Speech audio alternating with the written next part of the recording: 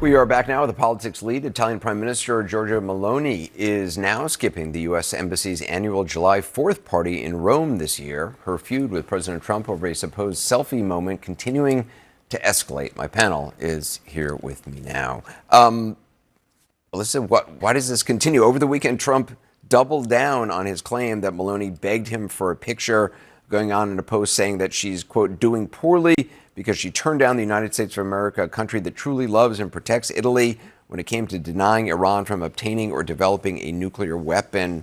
How do you see this spat going? Listen, it's a strange development because I think a lot of folks thought Giorgia Meloni would be somewhat aligned with Donald Trump. She's leans to the right in Italy, but she's somebody who's been very pro-Ukraine, has been strong against Iran, and I think sees this new deal as a mistake. But I think the fact that she's being so forthright in her criticisms and even put out this video kind of clapping back shows that people realize Donald Trump's very close to being a lame duck president. Even European leaders are realizing that this sort of having to suck up to him that we've seen for the last 2 years is kind of starting to end. And I think this is one of those first salvos in it. Is it silly? Yes. But it points to a bigger moment that's happening. Paul, also in that message, she's taking a jab at NATO, obviously. Yeah, and I think that's the bigger message, is that Trump is toxic. And nobody wants their picture taken with him anymore if you want to get support back home. And that's going to be especially true in Europe, where NATO is a valuable ally and always been so strong with the U.S. And Trump continues to trash NATO over and over again. So this is an appeal, I think, to the populism and the patriotism of the people in Italy. But it does reflect the broader outrage that Europe has with Trump, and particularly his stance on NATO. It's not a long path for him to get increased popularity in Europe. I think he's going to hear a lot more boos if he goes and visits in the day. Well, also the NATO Secretary General is coming to Washington this week.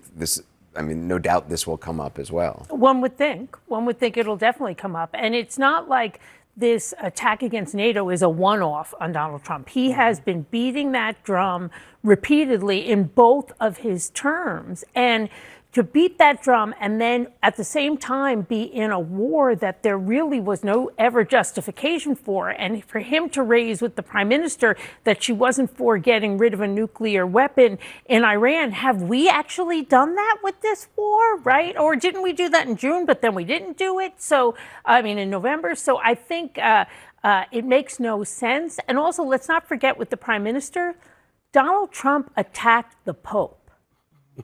That is unpopular in Italy. Whether the Pope is an American or Italian or from anywhere else, you don't attack the Pope. And she is also responding to that. Yeah.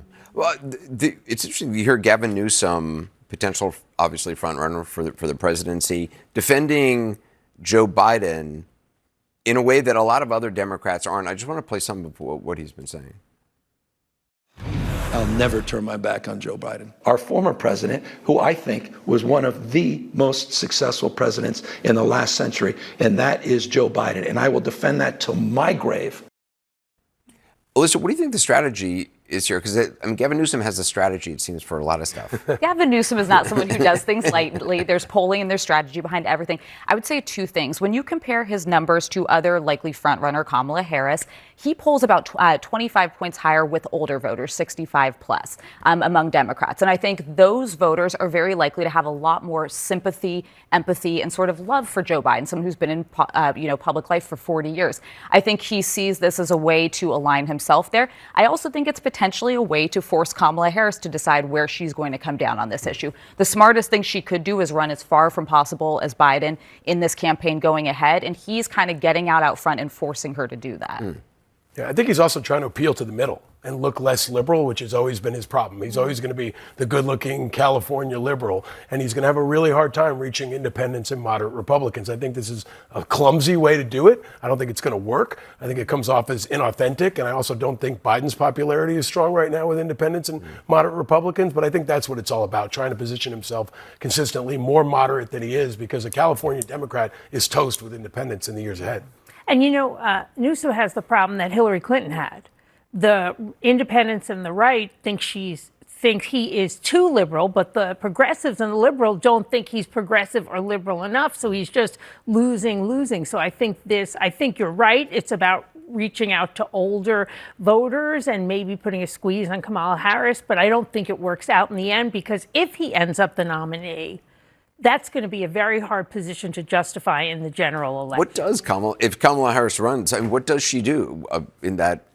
If you read her book, it's hard to tell. Listen, she has advisors around her saying she needs to come out and say she would have approached Gaza differently, saying she needed to break away from Biden and be more direct in what she would have done differently. I suppose that that's likely what she will do if she ends up running. So I think she's going to take the lane of sort of anti-Biden if she gets in. So It's maybe kind of it's a terrible situation for her either way. It's a totally uncomfortable position. And by the way, to Paul's point, like, I don't think running, embracing Biden helps anyone. This is an interesting move. But if you're trying to get independents, young people who feel like this administration took them the wrong direction, embracing Biden is not the way to do it. I think if Kamala Harris runs again, what happens is she loses badly again, even more so than last time. Even Democrats are sick of her. And at this point, Democrats have to come up with a new playbook and new faces, especially if they want to appeal to young people and independents. There's also a report in Politico about another possible 2028 hopeful, Arizona Senator Ruben Gallego.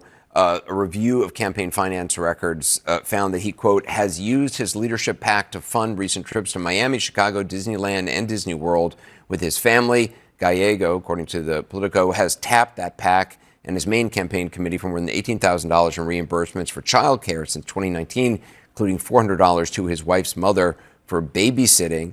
Gallego, telling Politico in a statement, this is not breaking news. With the rising cost of childcare and the burden it has on the budgets of American families, Democrats and Republicans in Congress and the White House alike regularly travel with their wives and children, as is permitted by the FEC. Should also point out the FEC they say that candidate committees can pay for childcare as long as they aren't for personal use, but PACs do not even have that limitation on them. Do you see this is this a problem, you think? I do think it's a problem because one of the things that we Democrats have as it relates to Trump is hitting him and everyone associated with him on corruption and making the swamp swampier, not less swampy. So if you're a Democrat, you want to be crossing the T's and dotting the I's. Whether it's legal or not under federal election rules, I can't really say, but it does not pass the smell test. It is not smart. The Democrats need to stay squeaky, squeaky clean as it relates to corruption so we can hold on to that issue. Do you think? I mean, listen, of the issues dogging Gallego, I think this is a lesser issue than his associations with Eric Swalwell, who ultimately had to step out of the governor's race. I like Ruben Gallego, but they were extremely close. He's reportedly hired a PR firm that's supposed to help him navigate. He's denied any wrongdoing, but that's going to be something that's going to continue to dog him. There's going to be more questions, and I think that's a bigger concern for his ambition. And also just being disconnected from the people, going to the Super Bowl, having lavish parties. You know, we're in this environment where populists and people across the country want to eat the rich. And when you look like you're hanging out at the Super Bowl and spending money on frivolous things, you look a lot like the Trump White House. And I'm sure if he hasn't already, Trump's going to pounce on this and start slamming him pretty soon and say both sides is him. That's going to resonate with people. This is why they hate politics. Yeah, Paul Rieckhoff, appreciate it. Christine Quinn, Elizabeth Griffin, thanks so much. Coming up.